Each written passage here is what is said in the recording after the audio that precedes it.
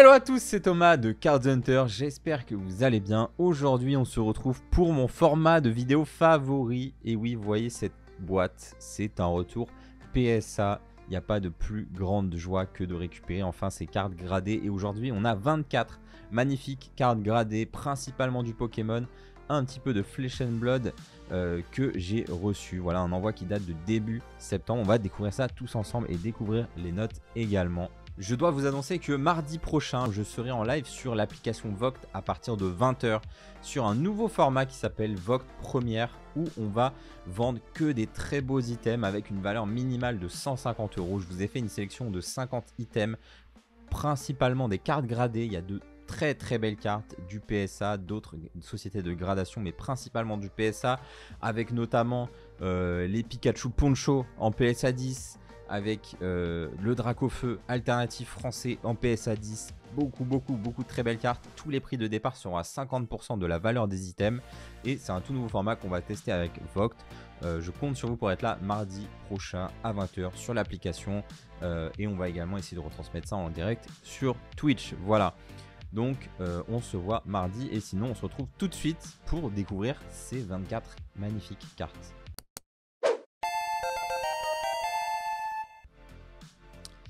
Et les amis, on se retrouve avec cette première carte sur les 24, une magnifique carte qui n'est pas à moi. D'abord, je vais vous présenter toutes les cartes qui ne sont pas à moi, et à peu près la moitié de l'envoi.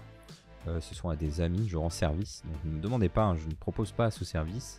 Du coup, on a ici un Octali X français. Et du coup, pour la petite histoire, c'est un ami qui m'a envoyé cette carte qui était en boîtier sous boîtier PCA et qui a eu 8. Ok. Vous voyez, il y a quand même des défauts sur la carte. Point blanc ici.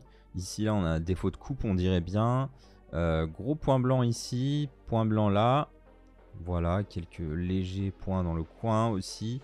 Voilà, c'est une carte qui, je pensais, allait peut-être cross en PSA 8.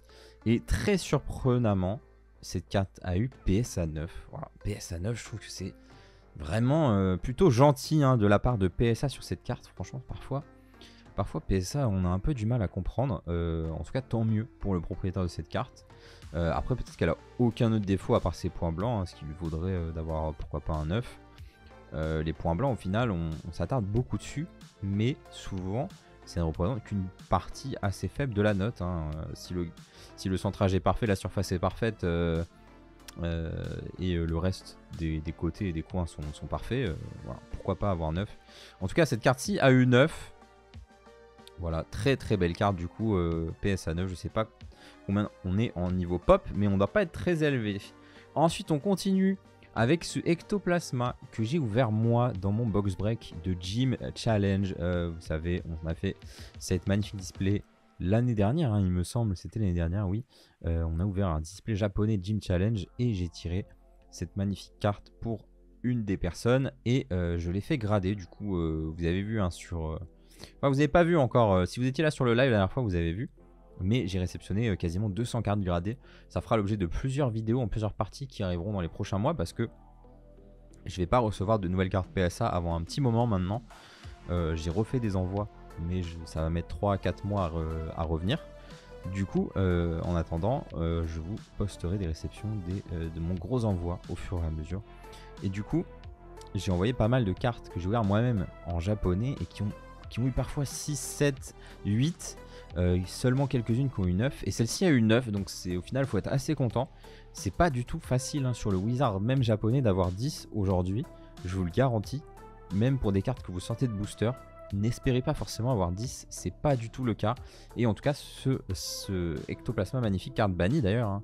Chez nous elle n'a pas le cimetière qui est en fond. Très belle carte chez nous en anglais, je veux dire, hein, parce qu'elle n'est jamais sortie en français bien sûr.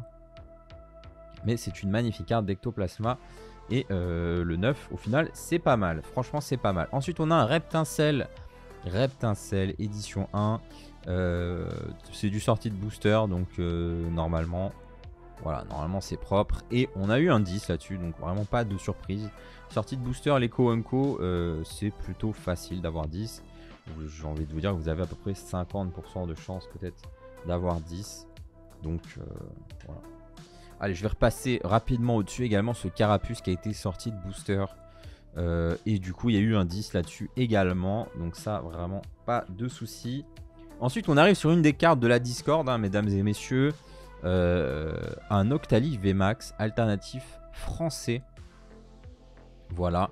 Pour ceux qui savent, j'ai vendu cette carte en PSA 10. Alors, c'est pas elle, celle-ci, c'est une autre. C'est un autre Octali. En PSA 10, 1800 €. Voilà. Ça a fait, a priori, un énorme objet de débat, hein, ce Noctali. Parce que pour les gens, ça a l'air d'être si simple d'avoir 10 sur des alternatives récentes. Pour votre information, ce Noctali là, c'est le 3e que j'envoie. Et celui-ci a eu 9. Voilà, sur les 3 que j'ai envoyés, il y en a eu un seul qui a eu 10.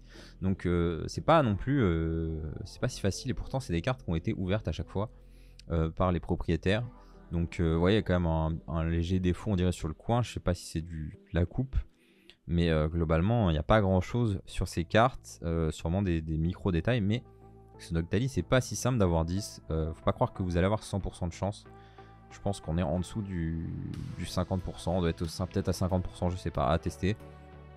En tout cas, moi, sur les 3 que j'ai envoyés, seulement un a eu 10. Donc c'est pas si simple. Par contre, sur le japonais, c'est pas la même chose, vous connaissez. Et voici ici un magnifique Giratina alternatif. Très très belle carte qui également un autre objet de la Discord, parce que cette carte a commencé à elle seule le mouvement de hype sur les alternatives.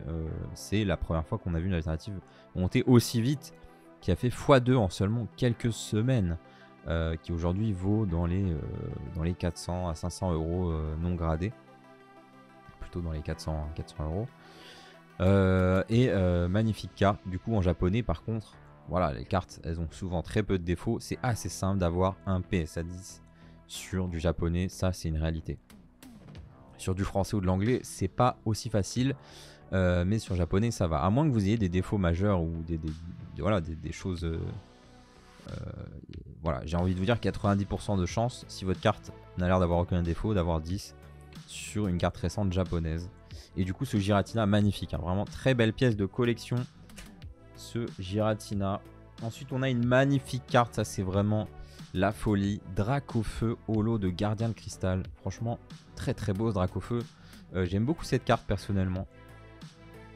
D'ailleurs, dans mon dernier envoi, j'en ai envoyé une. J'ai envoyé ce Dracofeu. Ou alors, non, j'ai envoyé celui de Gardien du Pouvoir. Je ne dis pas de bêtises. J'ai envoyé celui de Gardien du Pouvoir.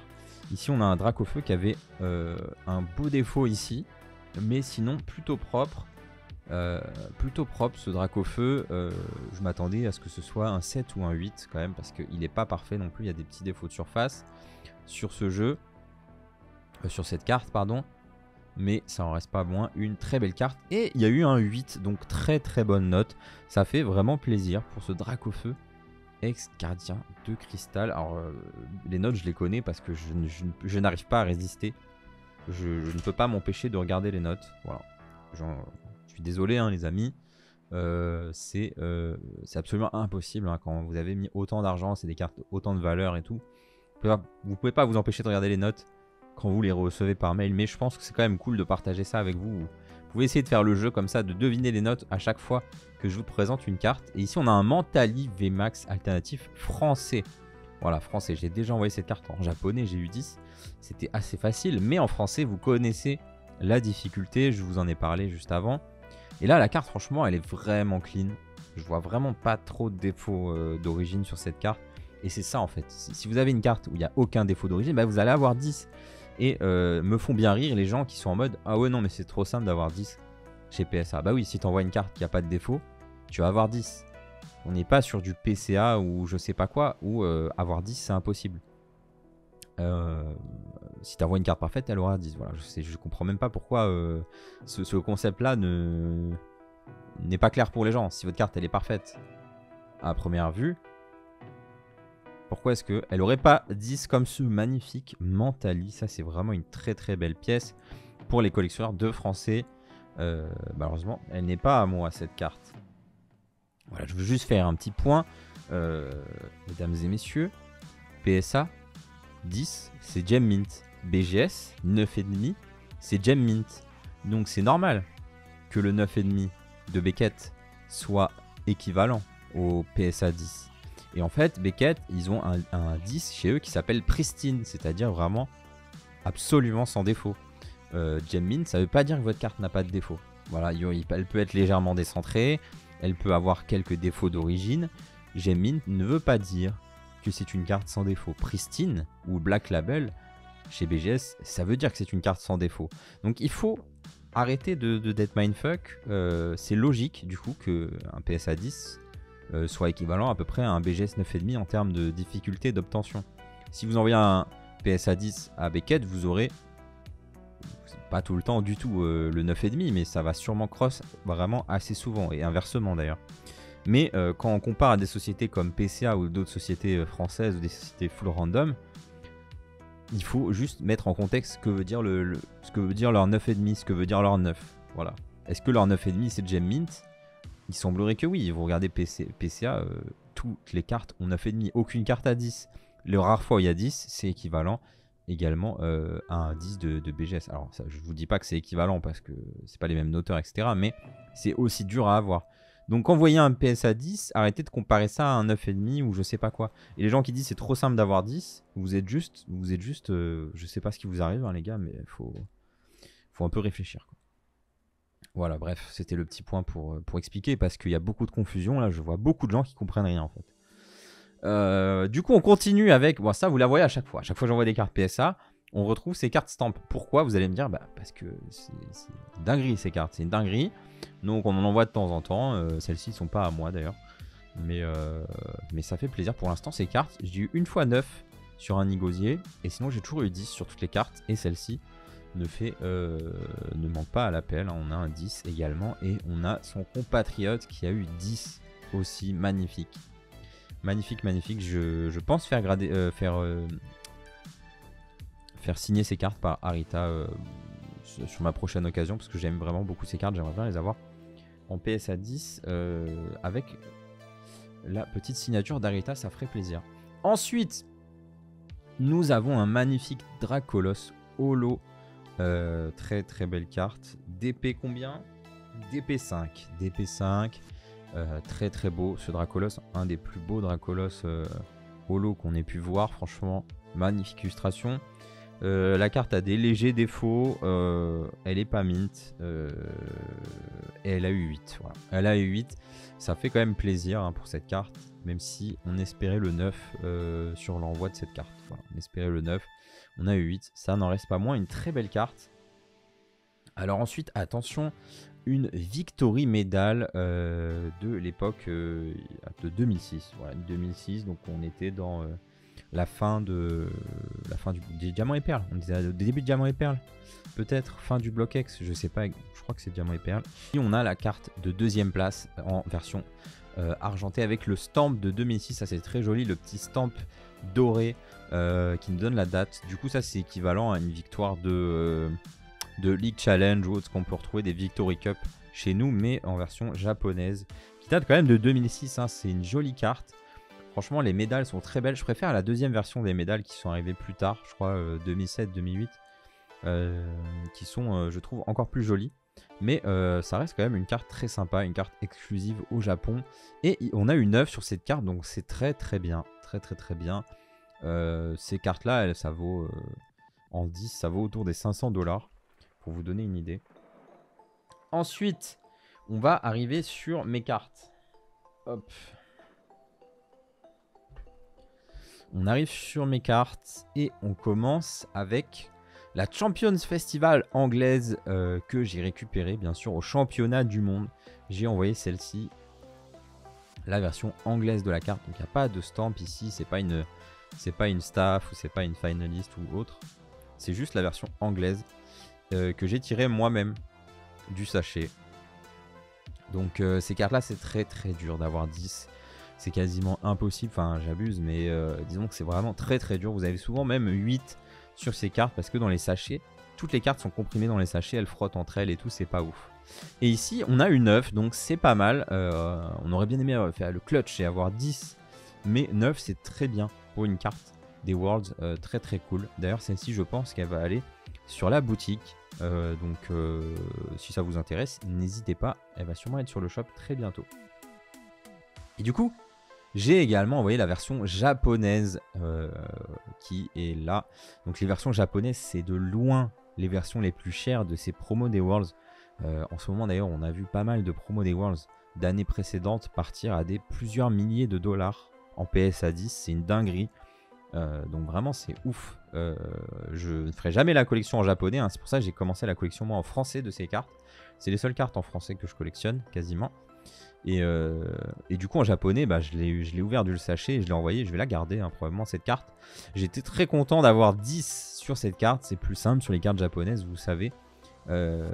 Souvent plus simple, mais c'est quand même très très bien d'avoir 10 parce que ces cartes là elles sont pas vraiment bien conditionnées. Donc vraiment je suis super content, j'adore ces cartes des Worlds. Je trouve que c'est vraiment pour l'instant, alors en japonais c'est pas du tout sous-côté, mais non, en français tout le monde s'en fout un peu des cartes des Worlds. Moi j'adore personnellement, mais je pense qu'un jour ça changera probablement. Ensuite regardez-moi cette dinguerie, la Pikachu Battle Festa de 2014, la toute première Battle Festa full art qu'on a eu comme ça. Vous savez, j'ai les autres en PSA 10 et celle-ci je l'ai trouvée, je l'ai achetée à l'unité pendant les Worlds. Si vous avez vu la vidéo où je vous récap mes Worlds, j'ai acheté cette carte. Un mec en avait plus de 10 dans son binder, il en avait vraiment beaucoup et j'ai passé peut-être 20 minutes à choisir celle que je voulais acheter. J'ai pris la plus clean qui est ici, mais il y avait quand même des légers défauts. J'avais l'impression, ou je savais pas trop, mais en tout cas j'ai vraiment pris la plus clean qu'il avait. Comme ça on voit pas de défauts, hein. Voilà, sous flash on va peut-être voir des tout petits trucs, mais je pensais quand même qu'elle avait une belle chance d'avoir PSA 10 et je suis vraiment très content. Je pense que j'ai choisi la bonne vu qu'elle a eu 10 et du coup maintenant j'ai la version 2014, 2015, 2016 et 2017 en PSA 10. Je suis super content d'avoir fini ce cercle, cette petite collection de 4 cartes, mais que je trouve absolument magnifique. J'adore ces cartes. Battle Festa, c'est une vraie dinguerie. Alors, ensuite, tout ce qui reste, c'est du Flesh and Blood. Donc, si vous en avez rien à faire de Flesh and Blood, vous pouvez partir. Si vous êtes un peu curieux, je vous invite à rester parce que il y a quelques cartes uniques au monde que je vais vous présenter. Donc, la dernière fois, j'ai eu un commentaire qui disait que Flesh and Blood, tout le monde s'en foutait. Bah, c'est faux. C'est totalement faux. Flesh and Blood, aujourd'hui, c'est un jeu avec énormément de joueurs sur la planète. Il y a plus de 10 000 boutiques à travers le monde qui proposent le jeu. Où il y a des tournois réguliers. Il y a plus de 50 000 joueurs de Flesh and Blood dans le monde. Enfin, vraiment, c'est un carton pour vous dire. Flesh and Blood, l'entreprise qui a créé Flesh and Blood, Legend Story Studio, est l'entreprise de Nouvelle-Zélande qui a fait la plus grosse croissance jamais enregistrée. C'est-à-dire que là, en 3 ans, elle a fait plus 6000% de croissance. L'entreprise, c'est une dinguerie. Et vraiment, le jeu, il est populaire partout dans le monde. Il y a des tournois avec plusieurs milliers de joueurs, c'est vraiment fou. Et moi j'adore ce jeu, je trouve que c'est un des meilleurs jeux auxquels j'ai jamais joué, voire le meilleur jeu de cartes auquel j'ai jamais joué. Et l'aspect collection est très cool, il y a des cartes vraiment très belles.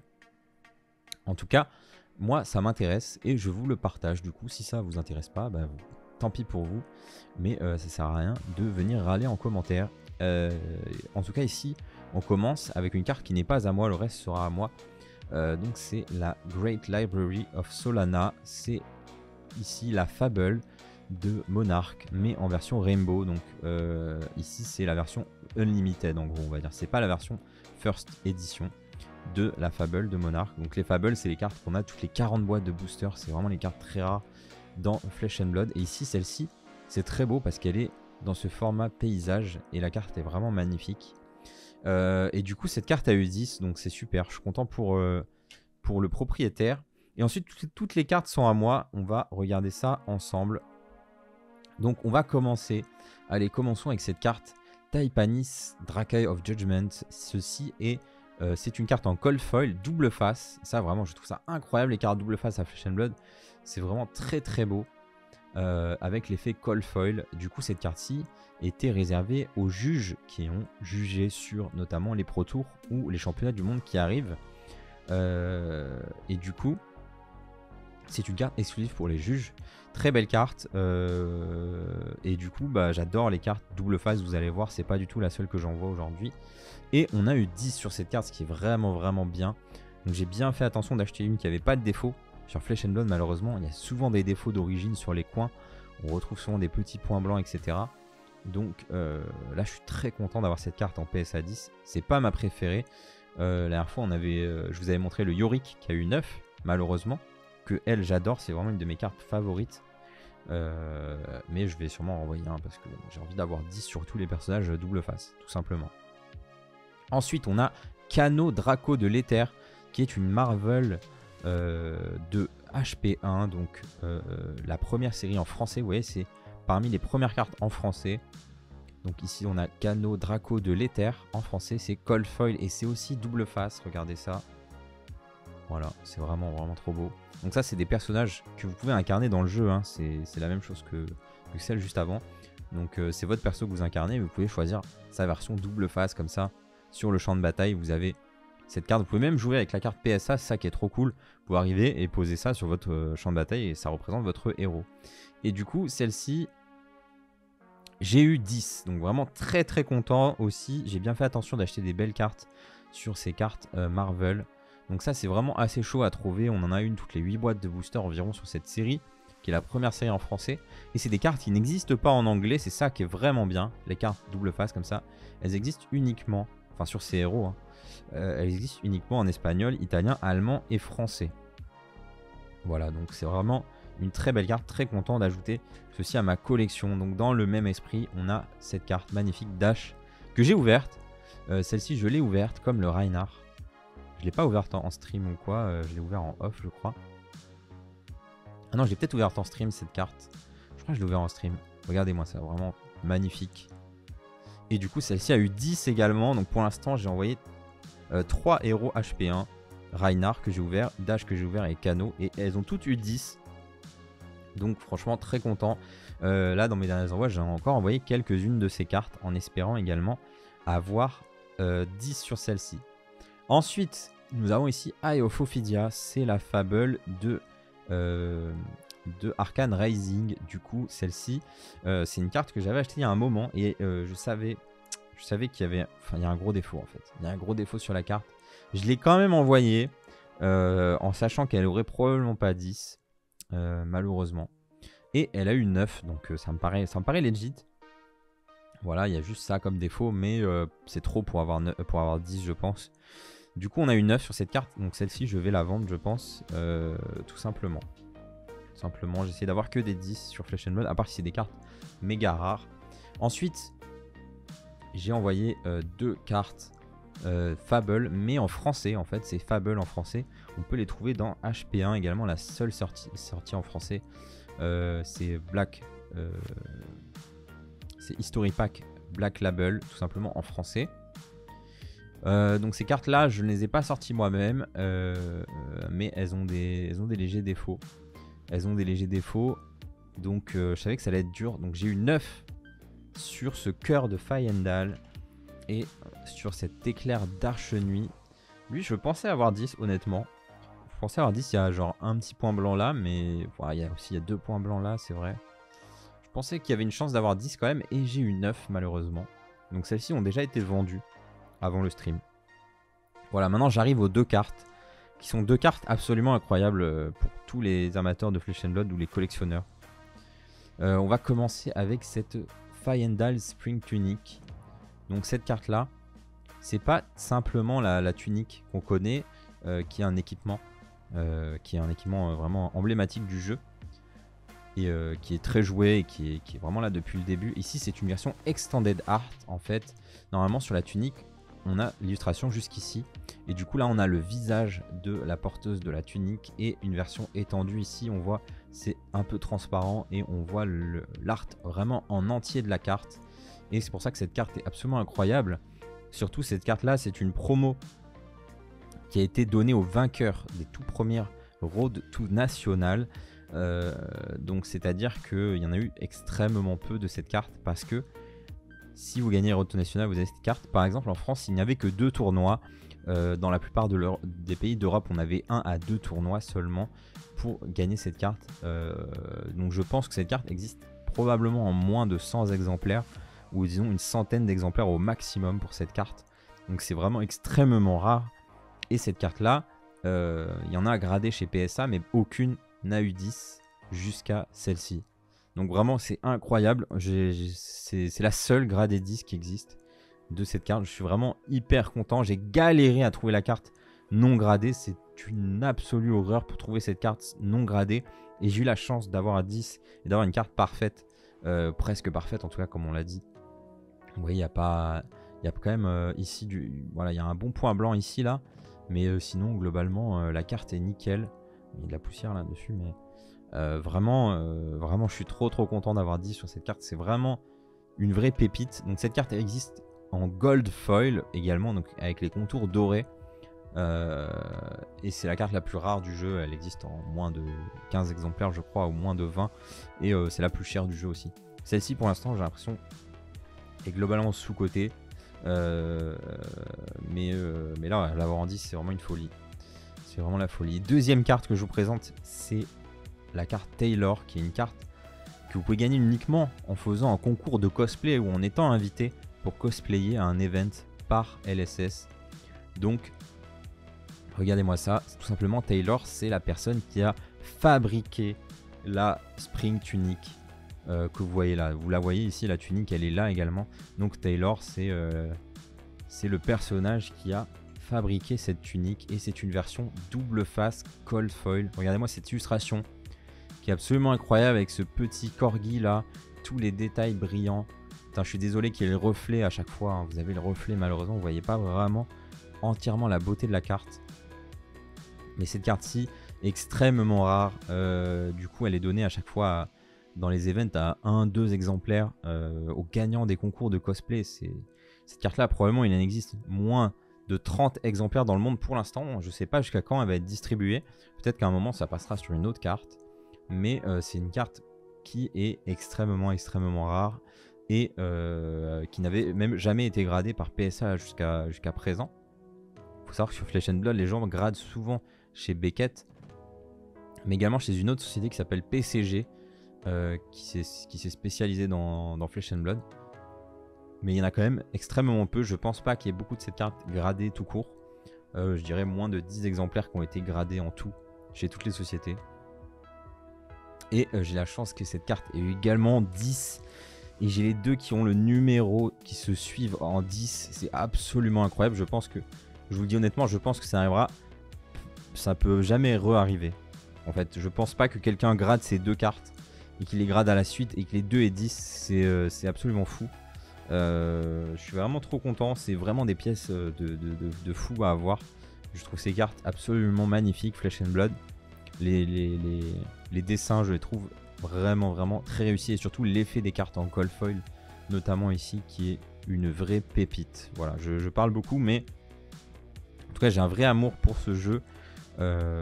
Et je vais chérir et garder ces cartes pendant très longtemps. Je pense pas les vendre ces cartes, voilà. Après on sait jamais ce qui peut se passer dans la vie, hein, mais en tout cas vraiment très content. J'espère que cette réception vous aura plu. En tout cas moi vraiment très content forcément des notes que j'ai eues et des résultats. J'ai eu ce que je voulais où je voulais, donc c'est parfait. Vraiment très content. Merci à vous d'avoir regardé cette vidéo. On se retrouve du coup mardi sur Vox à 20 h pour cette enchère d'exception qui va avoir lieu. Ça va être une très belle semaine qui s'annonce, en tout cas sur Twitch, donc soyez là. Allez, des bisous, ciao.